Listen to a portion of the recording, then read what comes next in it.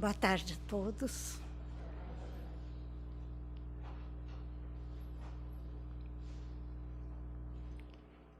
Intua-nos, meu Pai, para que evitemos os caminhos pedregosos dos tropeços e quedas, que trazem tanto sofrimento e impedem o nosso crescimento espiritual. Que trilhemos os caminhos leves da harmonia, da paz, do amor.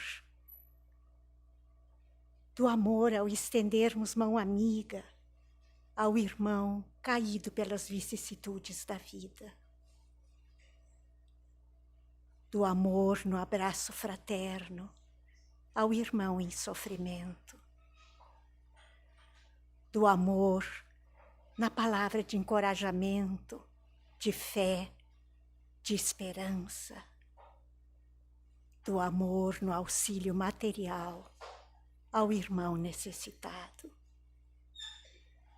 Que consigamos colocar o nosso coração em cada um destes gestos e estaremos seguindo os ensinamentos do nosso Pai. Ensinamentos que gradualmente nos levarão até Ele. Que assim seja.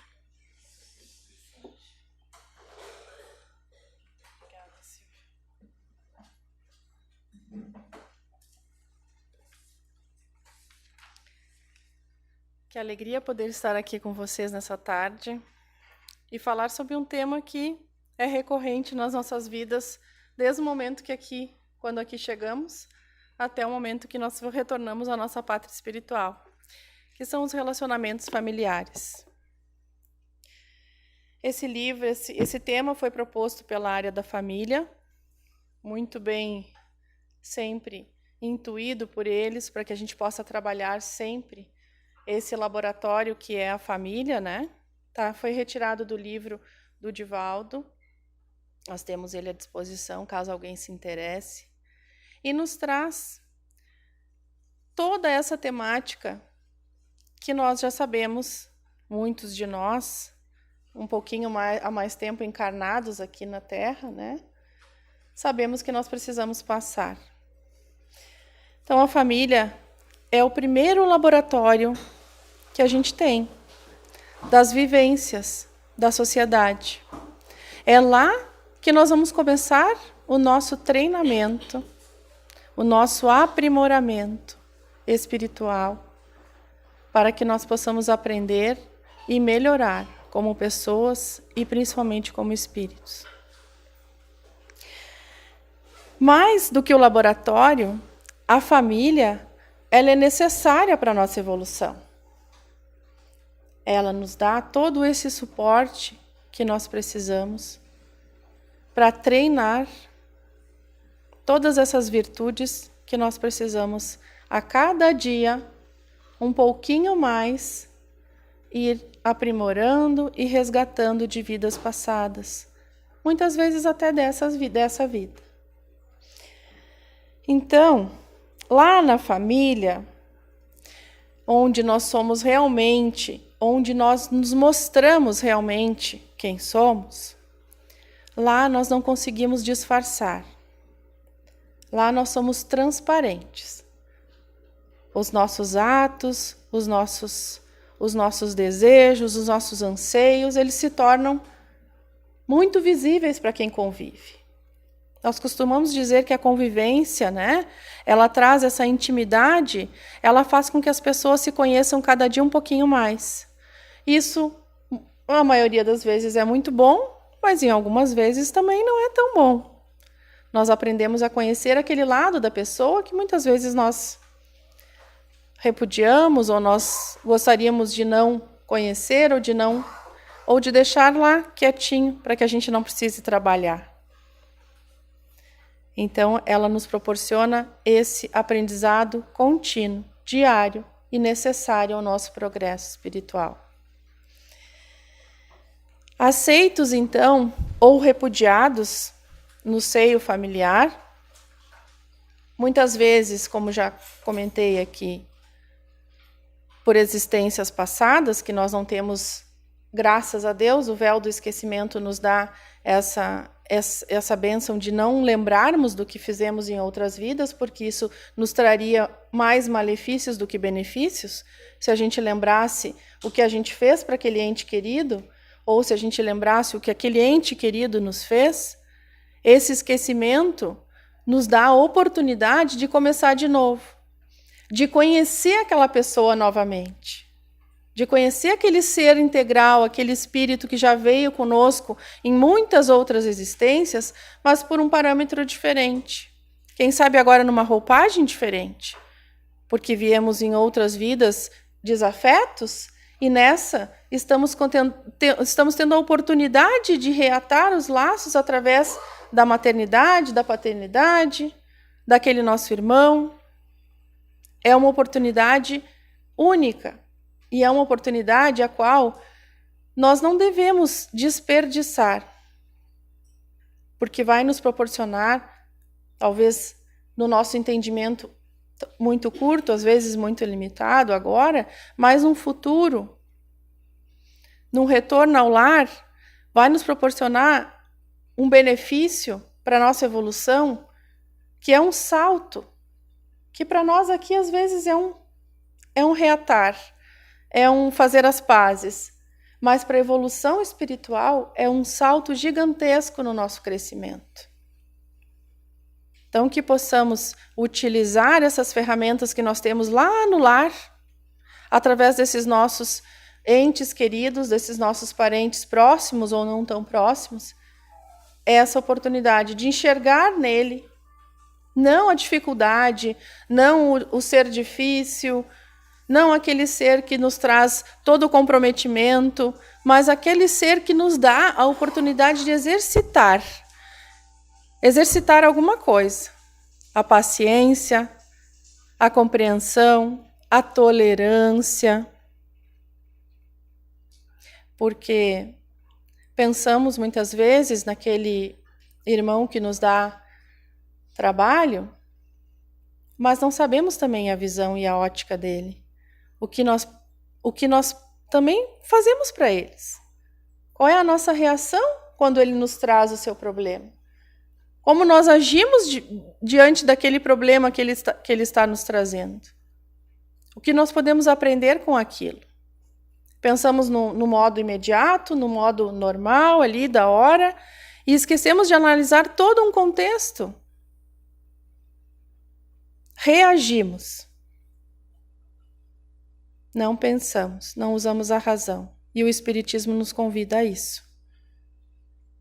Para que nós possamos refletir através da razão, da fé raciocinada. Eu preciso entender por que eu estou passando por aquele momento.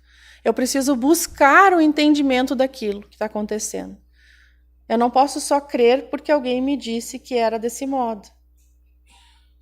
Eu tenho que ter esse entendimento e essa vontade de ir buscar além das minhas forças, muitas vezes, a razão, o motivo e a solução para aquele problema que eu estou vivendo naquele determinado momento da minha vida. O texto ainda nos diz que esses relacionamentos familiares, eles só são legítimos mesmo quando as pessoas agem com um clima de agradável compreensão, quando nós realmente compreendemos. Isso não quer dizer que as atitudes nos causem angústia, nos causem tristeza, nos causem desalento, mas no momento que a gente pega esse sofrimento, esse problema, e transforma ele em algo para construir em família, nós estamos, sim, gerando um clima de agradável convivência. Nós estamos exercitando ali para lá fora na sociedade a gente poder também lidar com as situações que vão nos causar angústia de uma forma racional, de uma forma boa para que a sociedade também nos entenda e nos acolha. É essa oportunidade que buscamos e é essa facilidade que a família e os relacionamentos familiares nos proporcionam. Nos relacionamentos agressivos, nós costumamos reagir. Muitas vezes, né?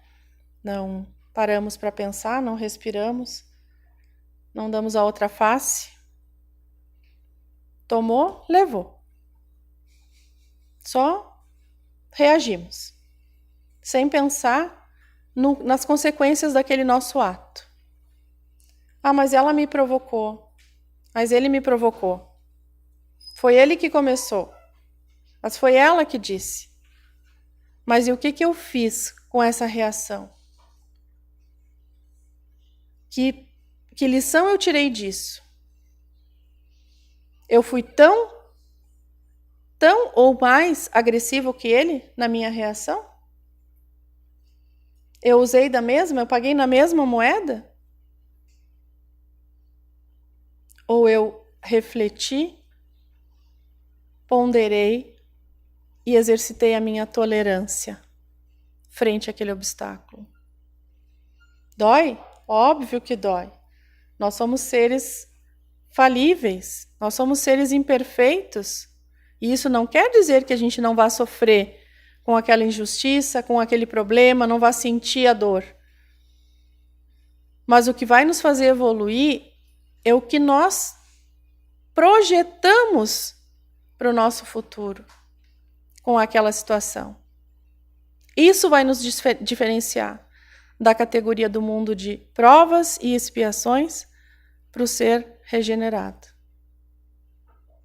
É essa diferença que nós procuramos. E é isso que o planeta hoje está fazendo. Mudando essa faixa vibracional, saindo de provas e expiações, rumo à regeneração, nos obrigando a mudar de atitude. Nos obrigando a tomar uma situação diferente, porque nós já vimos que através de guerras, que através de conflitos, que através de brigas, nós não chegamos a lugar nenhum. Nós só aumentamos o nosso problema. Nós só transformamos aquele desentendimento em algo gigantesco, que se estende muitas vezes num conflito pequeno do âmbito familiar, se estende para toda a família, se irradia para todos os parentes. Então, enquanto foi uma simples briga entre um filho adolescente, um pai e uma mãe, de repente se irradia para todos os irmãos. Os irmãos não se falam, os pais não se falam, ninguém se entende, os avós tomam partido, e nós transformamos aquele minúsculo problema num monstro gigantesco. Envolvemos todo o seio, toda a rede familiar, e as relações ficam perturbadas. O mundo nos pede transformação. Nos obriga, e a família da mesma forma. Nos obriga a sermos diferentes. E quando a obrigação nos faz tornar seres melhores, a gente vai entender que a coisa fica menos pesada. A gente não vai ficar tão irritado quando o pai nos cobra, quando a mãe nos cobra, quando o companheiro, a companheira nos cobra alguma atitude diferente. Porque se a gente sempre fizer tudo igual, nós teremos sempre o mesmo resultado. Nós não vamos ter resultado diferente. Ah, mas eu sempre fiz assim. Ótimo. O Espiritismo nos dá livre-arbítrio. Você faz o que você quiser. Mas se você planta morango, você vai colher morango. Ah, mas eu queria tomar suco de manga. Mas você plantou morango. Se a gente sempre fizer do mesmo jeito, a gente sempre vai ter os mesmos resultados. Por isso que somos diferentes.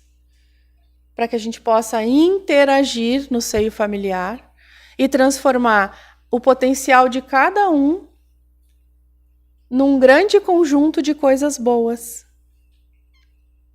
Um se desenvolve mais para a arte, o outro se desenvolve mais na parte intelectual, o outro tem mais dons para a questão do trabalho físico. e todo mundo consegue interagir, fazer da melhor forma. Porque nós trocamos, porque nós agregamos informações. Que coisa mais boa aprender uma coisa nova todo dia, estar aberto a novas coisas. Mesmo que eu não vá exercer e não vá praticar, mas é saudável, oxigena o cérebro. A gente consegue entender melhor a posição do outro, se colocar, ter empatia com aquele ente que está ali. E se eu tenho empatia com aquele meu ente, que me causa tanta aflição e muitas vezes raiva, eu vou aprender a ter empatia na rua. Quando eu sou cortada no trânsito, quando alguém me desafora no trabalho. Eu já testei lá em casa. Eu já fiz o meu laboratório, o meu exercício, o meu tema. Então lá não vai me atingir de uma forma tão potencial como poderia se eu não tivesse exercitado no lar.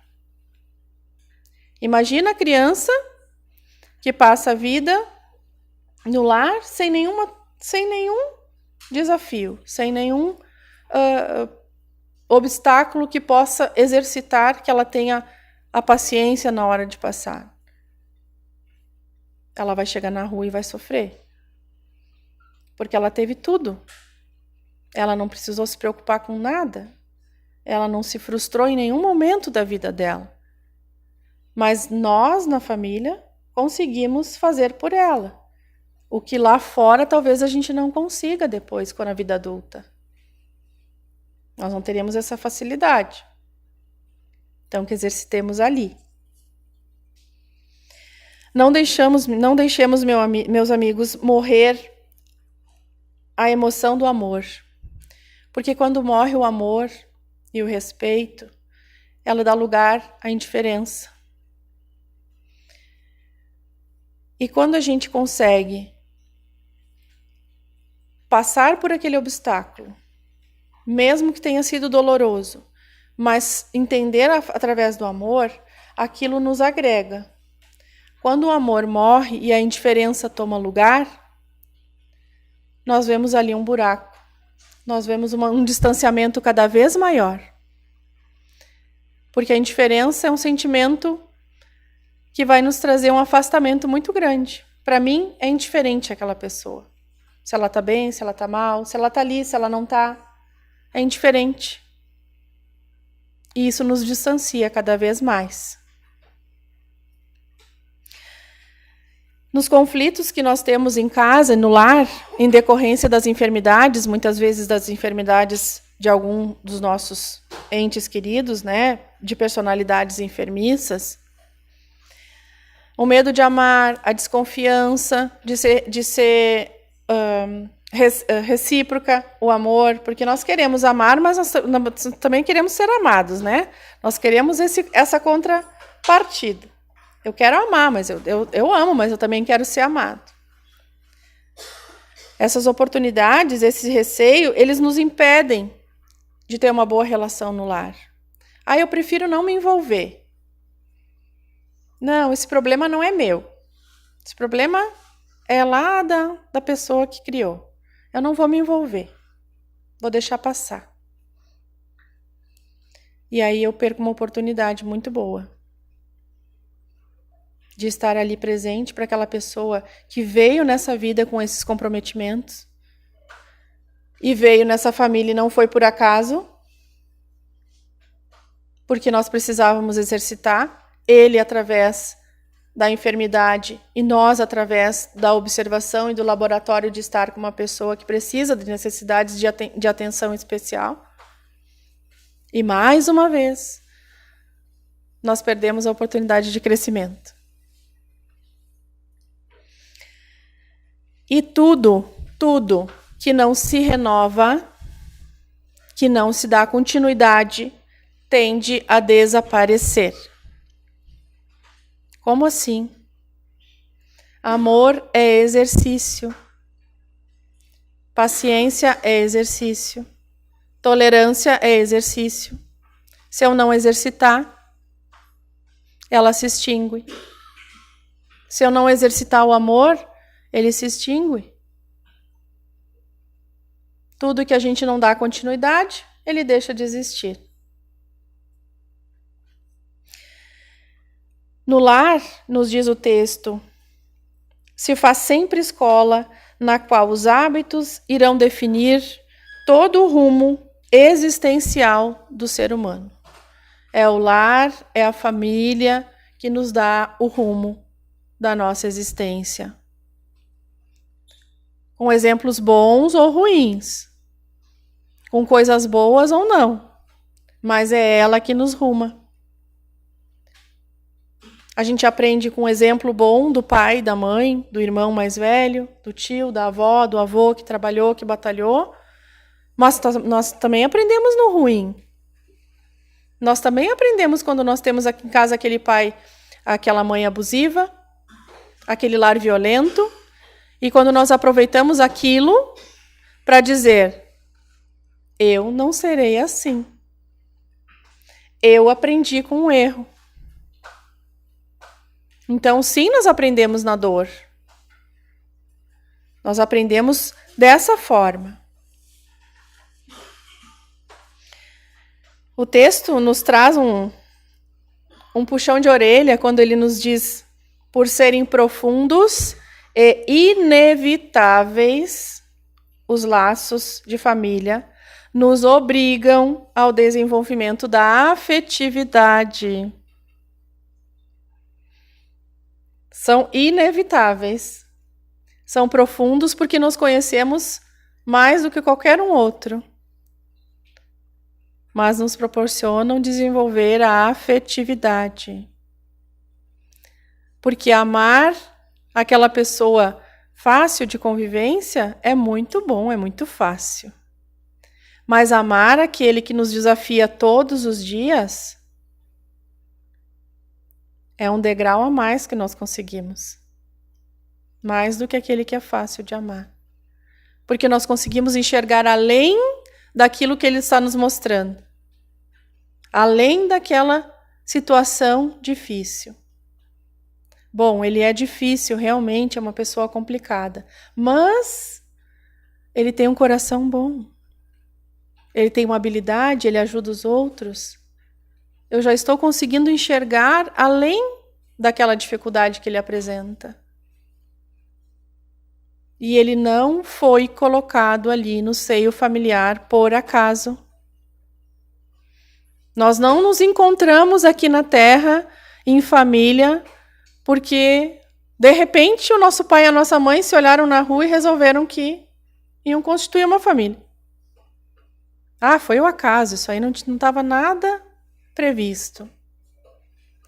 São almas que se comprometeram ou por afinidade ou por resgate. Nós nos comprometemos. A doutrina nos deixa isso bem claro. É um compromisso de todos nós. Nós escolhemos, sim, nascer naquele lar.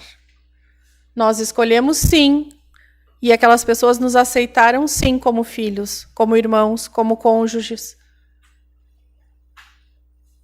Então, a responsabilidade também é nossa, de buscar o melhor entendimento. O que fazer com aquela pessoa que se muda, se recusa a mudar? Mas não tem jeito, eu já falei, eu já pedi, eu já expliquei, eu já convidei, mas ele não muda. Pratiquemos a tolerância. A vontade é dele. Eu não posso querer fazer por ele e também não vou poder mudar ou fazer com que ele entenda que aquilo é errado à força. Mas eu posso exercitar com isso a tolerância. Bom, se eu não posso mudá-lo e não devo querer mudá-lo, não é essa a intenção e não é isso que a doutrina nos diz, porque nós aprendemos por semelhança, nós aprendemos exercitando, mas nós não devemos querer mudar o outro, porque a gente tem que mudar a si primeiro. É esse o nosso principal objetivo. Não é vir no lar e arrumar tudo e deixar tudo perfeito, porque nós somos o exemplo ali dentro e nós somos o ser mais evoluído naquela família. Nós damos o exemplo quando nós transformamos as nossas atitudes, quando nós deixamos de reagir, quando nós deixamos de fazer da mesma forma que a gente está fazendo, que a gente viu que não dá certo. Se com aquela pessoa não funciona aquele jeito de lidar, procuremos outra maneira. Procuramos outra maneira de lidar com ela, outra forma de abordar o problema.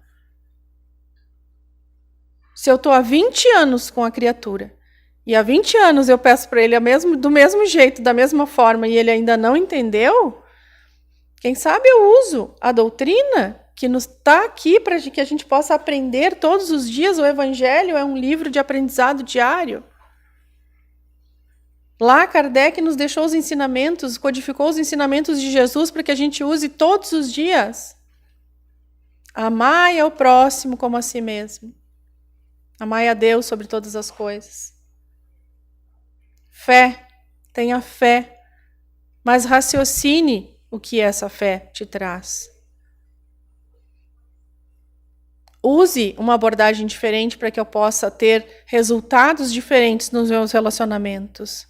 Mas meu pai não me entende. Meu pai e minha mãe não me aceitam. E você se aceita? Você se entende? Se pergunte se você mesmo se entende. E tente de uma nova abordagem. É importante que nós estejamos abertos a modificações que possam nos trazer bem-estar nas relações familiares. Não podemos impor o amor, mas também não nos prendamos a isso. Temos responsabilidades além disso. A gente não pode colocar empecilho no crescimento porque nós não somos amados, nós não nos sentimos amados. A gente tem que crescer apesar disso. A gente primeiro tem que amar. Porque se a gente não ama, a gente não sabe o que é o amor.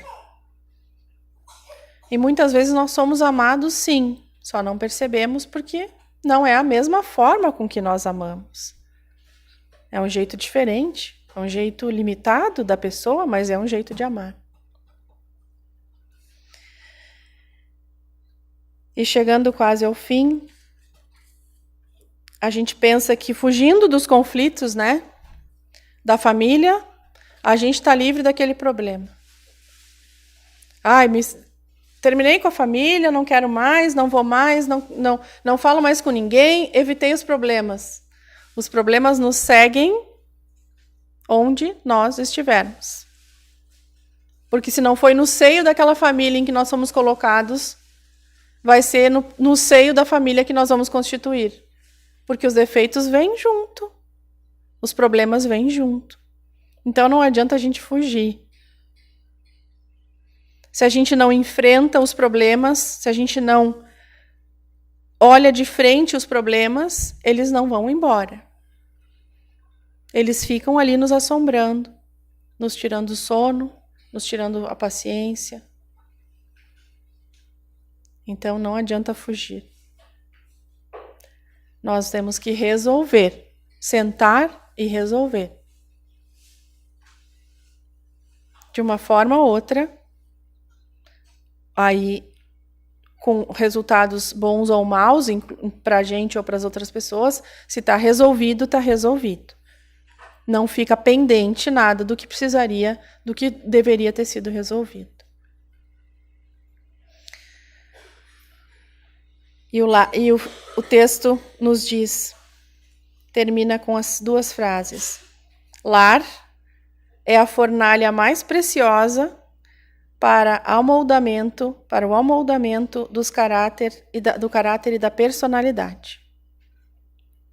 É a oficina de aprimoramento moral, crescimento intelectual, mas, sobretudo, crescimento espiritual. Porque nós somos espíritos passando por uma encarnação. Essa família dessa encarnação, volta talvez alguns entes numa próxima, com outra roupagem, com outra carne, mas nós resolveremos de alguma forma ou de outra, nessa ou na outra vida, nas próximas existências. Então, que não percamos tempo, que nós possamos, à luz do Evangelho, à luz das palavras do Cristo, quando Ele diz, dai a outra face, deixe passar, tenha tolerância, exercite a paciência com seu irmão. Você não sabe o que ele está passando. Ou se sabe o que ele está passando, entenda. Se não entenda, cale. O silêncio é um dos mais poderosos remédios que a gente pode ter. É muito melhor para a nossa existência que fiquemos em silêncio do que lancemos aquela palavra ríspida. Vai nos trazer um benefício muito maior. Não vai nos trazer a culpa de ter dito aquilo numa hora errada, num momento que nos exigiu um fervor maior. Então que nós possamos, a partir de agora, começar exercitando pouco a pouco no nosso lar, na nossa oficina em casa, os nossos relacionamentos familiares. Tenho certeza que essa casa contribui muito para isso, que todas as vezes que vocês vêm e adentram aqui essa casa, é uma luz e é uma energia que vocês recebem toda vez para poder voltar ao lar e trabalhar essas diferenças e aparar essas arestas que todos nós, todos sem exceção, temos que aparar. Uns mais, outros menos, mas todos nós. Senão não estaríamos aqui nesse plano encarnados. Eu agradeço a paciência e a tolerância de vocês em me ouvir. Convido os nossos irmãos, trabalhadores do passe, para que nesse momento a gente possa receber toda essa energia que aqui se espalha. Em nome de Jesus, do nosso amado Mestre, nosso modelo e guia, pedimos aos nossos anjos protetores, aos nossos mentores, que nos intuam no caminho do bem, que nos levem, Senhor, aos teus ensinamentos, que nos proporcionem um bem maior, que tragam à nossa família o entendimento necessário ao nosso aprimoramento e ao nosso crescimento espiritual e moral.